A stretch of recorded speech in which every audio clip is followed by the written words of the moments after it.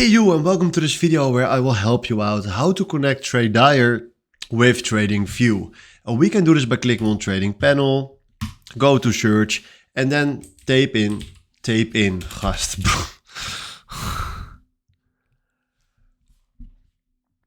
Hey you, and welcome to this video where I will help you out how to connect Tradier with TradingView. So we click on Trading Panel, go to Search, and search for Tradier.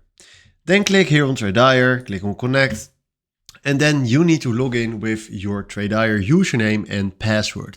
Then we click here on Sign In, and then after that, he will send you a screen where you need to click on Authorize, because you need to authorize your Tradier account with TradingView, otherwise you can't connect. So please do that, and after that you did everything right and you probably will connect Tradier with TradingView. So hopefully this is the video where I was looking for. Thanks for watching and have a wonderful day. Ciao.